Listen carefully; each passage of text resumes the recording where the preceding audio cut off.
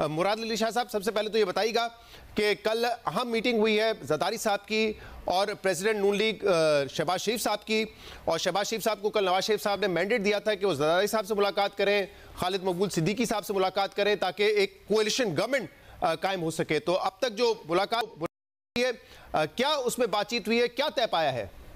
बिस्मिल्लाहिर्रहमानिर्रहीम। एक तो शहजाद, शुक्रिया मुझे लाइन पे लेने का, और शाहजेब को भी अस्सलाम वालेकुम।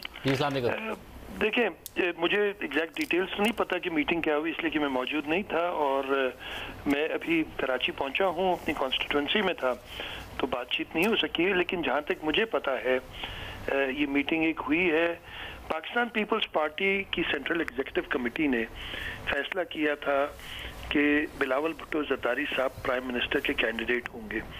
इस वक्त सिचुएशन, जैसे आपने बड़ी दुरुस्त तरीके से कहा, कि किसी भी जमात को ये इतनी अददी अक्सरियत नहीं है कि वो खुद से बना सके हुकूमत। अगर नून लीग कहीं पे भी हुकूमत बनाना चाहती है तो या तो उसे इंडिपेंडेंस को लेना पड़ेगा, या उसे लेना पड़ेगा या उन्हें लेना पड़ेगा पाकिस्तान पीपल्स पार्टी को, इसलिए कि मुत्तहिदा कौमी मूवमेंट के साथ मिलकर भी उनकी हुकूमत नहीं बनती है।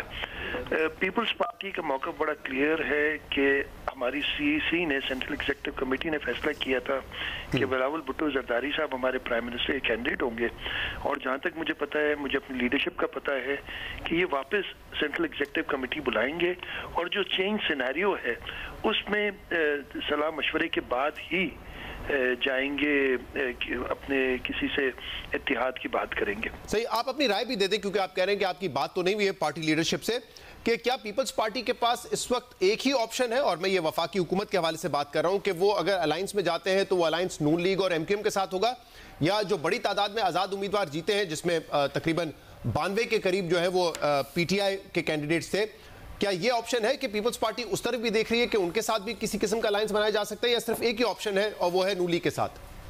ऑप्शंस पीपल्स पार्टी के बिल्कुल ओपन है हर तरीके से। मैं ये नहीं कह रहा कि आज़ाद उम्मीदवारों के साथ कोई बैठ के हम हुकूमत बनाएंगे, लेकिन ऑप्शंस इस वक्त बड़ी अच्छी तरीके से प्लेस्ड है पाकिस्तान पीपल्स पार्टी, और पाकिस्तान पीपल्स पार्टी अगर जरूरत पड़ी तो अपोजिशन में भी बैठ सकती है, कोई इसमें बात नहीं होगी ऐसी। लेकिन जो मफाद में होगा, जो पार्टी की सेंट्रल एग्जीक्यूटिव कमेटी डिसाइड करेगी, उसी तरीके से हम आगे जाएंगे।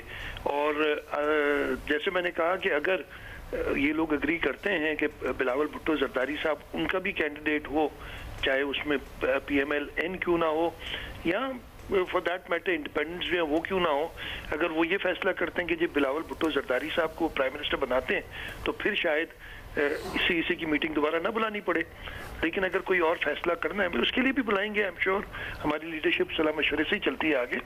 लेकिन अगर उसके अलावा कुछ है तो वो सीईसी बैठेगी, और उसमें मेरी राय अकेली इधर मैं दे भी दूं तो उसका कोई फर्क नहीं पड़ता। वो तो ऑब्वियसली एक जॉइंट फैसला होगा, कलेक्टिव विजडम जो सीईसी को होगा, उससे आगे बढ़ेंगे। और शाह साहब, ज़ाहिर पीपल्स पार्टी एक ऐसी यूनिक पोजीशन में है कि ना पीपल्स पार्टी के बगैर नून लीग हुकूमत बना सकती है, ना ही पीपल्स पार्टी के बगैर पीटीआई हुकूमत बना सकती है। अगर वो अपने इंडिपेंडेंट कैंडिडेट्स के साथ एक अरेंजमेंट बना भी लें, किसी एक पार्टी में उन्हें शामिल करा भी लें, तब भी उन्हें पीपल्स पार्टी की जरूरत पड़ेगी, नून लीग को भी पीपल्स पार्टी की जरूरत पड़ेगी। मगर पीपल्स पार्टी एक ऐसी और यूनिक पोजीशन में भी है कि जिसमें एमक्यूएम अभी तो कह रही है कि हमारा ज़्यादा जो कंफर्ट लेवल है वो नून लीग के साथ है, मगर आप वफाक में हुकूमत बनाने जाते हैं अपने प्राइम मिनिस्टर के साथ, तो आप सिंध में भी अकोमोडेट कर सकते हैं एमक्यूएम को, और वफाक में भी अकोमोडेट कर सकते हैं एमक्यूएम को। दायरे माजी में आप लोगों के ताल्लुकात खराब रहे हैं, तो कहीं ना कहीं पीपल्स पार्टी सोच रही है इंडिपेंडेंस को मिलाने को, या पीटीआई एमक्यूएम के साथ एक कॉम्बिनेशन बनाने को, या नून लीग ही को एक ऑप्शन के तौर पर सोच रहे हैं आप? बिल्कुल ओपन है शाहजेब, आपने बिल्कुल सही तरीके से सारे एनालाइज किया। मुत्तहिदा कौमी मूवमेंट काफ़ी सीटें ले गई है, थोड़े से सरप्राइज भी है हमारे लिए, कि इसलिए कि अगर मैंने ख्याल है आपकी की ट्रांसमिशन में या मैंने कहीं और ये बात कही थी कि हम नेशनल असेंबली की सिंध में 45 से 50 सीटें लेंगे। मैंने ये क्लेम किया था कि हम कराची और हैदराबाद की सीटें छोड़ के बाकी जो 37 सीटें बनती हैं वो सब हम स्वीप करेंगे, और अल्लाह ताला का शुक्र है कि हमने वो सारी स्वीप की, और छोटे मार्जिन से नहीं, अल्हम्दुलिल्लाह बहुत अच्छे मार्जिन से हमने वो सीटें निकाली।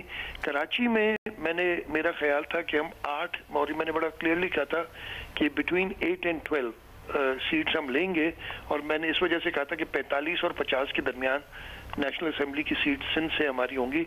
हम 44 पे रुक गए, 44 हुई, 45 नहीं हुई। इस हद तक तो मैं गलत साबित हुआ, लेकिन जैसे मैंने कहा कि एक्सपेक्टेशन से ज़्यादा मुत्तहिदा कौमी मूवमेंट सीट्स ले गई है कराची से। हम ज़रूर इसको एनालाइज करेंगे कि इसकी वजह क्या थी कि हम वो सीटें नहीं ले सके जो हम समझ रहे थे कि हमें उम्मीद थी कि हमें मिलेगी। But then we did not do badly. 44 सीटें हमारी हैं, 7 सीटें कराची से हैं और मुत्तहिदा कौमी मूवमेंट पहले भी कई बार हम कह चुके हैं कि हम साथ मिलकर काम करना चाहते हैं। अनफॉर्चुनेटली उनकी तरफ से स्टेटमेंट्स काफ़ी ख़राब किस्म की आई हैं। मैंने एक स्टेटमेंट की एक साहब की उनकी देखी थी कि जी खैरात में जो हमने आपको हमारे बाइकआउट की वजह से खैरात में जो आपको लोकल गवर्नमेंट मिली थी अब उनको रिजाइन कर देना चाहिए। तो भाई बाइकआउट आपने इसलिए किया था कि आपकी पोजीशन ही नहीं थी इलेक्शन लड़ने की, आपकी बहुत खराब पोजीशन थी, आपको हमने मिन्नतें की थी और आप नहीं लड़े थे। तो मेरा यही ख्याल है कि वो सिर्फ मुत्तहिदा कौमी मूवमेंट से अगर मुराद साहब आप कह रहे हैं कि उनकी पोजीशन खराब थी और आपने 7 से 12 का कहा था कि हम जीतेंगे, कहीं कहीं ये भी पीपल्स पार्टी ने कहा कि 14, शायद आप ही ने कहा था कि 14 भी हम जीत सकते हैं कराची से। तो अगर उनकी पोजीशन खराब थी, लोकल बॉडी नहीं लड़े, लेकिन कुछ महीने बाद वो जनरल इलेक्शन में 15 सीटें जीत गए कराची से। सरप्राइज, और इसको हम एनालाइज करेंगे जरूर ये कैसे हुआ है। मैंने 8 से 12 कहा था और कहा था उससे ज्यादा भी हो सकती है, लेकिन ये एब्सोल्युटली राइट कि ये सरप्राइज है हमारे लिए। मुत्तहिदा कौमी मूवमेंट वापस उसी टोन पे अगर आती है जो उनके बानी होते थे, वो टोन अगर दोबारा इस्तेमाल करेगी तो हमारे साथ उसका इत्तेहाद नहीं हो सकता। बड़ी मुश्किल से कराची में अमन व अमान लाया गया है और इसमें हमारी फौज, हमारे रेंजर्स, हमारे पुलिस के जवानों की शहादतें हैं। ये टोन के साथ अगर बात करेंगे तो मेरा ख्याल है मुश्किल हो जाएगा उनसे बात करना। हमारे लिए अव्वलीन तरजीह होगी कि सूबा सिंध में अमन अमान बरकरार रहे और कराची जो सूबा सिंध का दारुल खिलाफा है और पाकिस्तान का सबसे बड़ा शहर है उसमें अमन अमान रहे। तो वो उनको जरा अपने टोन का देखना पड़ेगा। अगर आमतौर पर जो के फौरन बाद का रिएक्शन है वो बहुत अहमियत का हामिल होता है। पीपल्स पार्टी ज़ाहिर 13 से 14 सीटें टारगेट कर रही थी कराची में, आपका दावा था, मगर आप 7 जीत पाए हैं। एमक्यूएम आपको खुद हैरत हो रही है कि इतनी सारी सीटें कैसे ले गई है, मगर आप अभी भी कह रहे हैं आप एनालाइज करेंगे। ज़ाहिर ग्राउंड की सिचुएशन आपको पता होगी, एक वेल ऑर्गेनाइज पार्टी है कराची में पाकिस्तान पीपल्स पार्टी। पीटीआई तो बहुत एतराज़ कर रही है, वो पूरे मुल्क में भी कर रहे हैं, इसके अलावा कराची में भी कर रहे हैं। आप अभी भी एनालाइज करने का टाइम मांग रहे हैं, ये एनालाइज करेंगे या कॉम्प्रोमाइज कर रहे हैं इसलिए नहीं बोल रहे हैं? शाहजेब, ना कॉम्प्रोमाइज कोई नहीं कर रहे। मैं तो कह रहा हूँ कि if they don't change the tone and tenor, जो वो बात करें तो उनसे बात करना भी मुश्किल हो जाएगी हमारी। अगर इस तरीके की बातें वो करेंगे जो उन्होंने कल एक उनके साहब ने की हैं, तो कोई कॉम्प्रोमाइज की बात नहीं कर रहा हूँ। मैंने आपको बताया कि अभी कराची पहुंचा हूँ अपनी कॉन्स्टिट्यूंसी से। ऑब्वियसली जो हमारे कैंडिडेट्स हैं, हमारी कराची की ऑर्गेनाइजेशन है, उसके साथ सलाह मशवरे के बाद में ऑफ द कफ तो नहीं कह दूंगा कोई चीज़ और फिर बाद में रिग्रेट करूँ कि मैंने ऐसे क्यों कहा। तो मैं ये बिल्कुल क्लियरली कह रहा हूँ, सरप्राइज है। हम ज़्यादा सीटें एक्सपेक्ट कर रहे थे। हमारा ख्याल था कि शायद और जमातें भी कुछ सीटें ले जाएंगी कराची से, लेकिन हम जो 8 से 12 सोच रहे थे और हमें वो भी 7 सीटें हमारी आई हैं और 15 सीटें एमक्यूएम ले गई है। तो इस पर ज़रूर मैंने कहा कि एक हैरत और सरप्राइज ज़रूर है।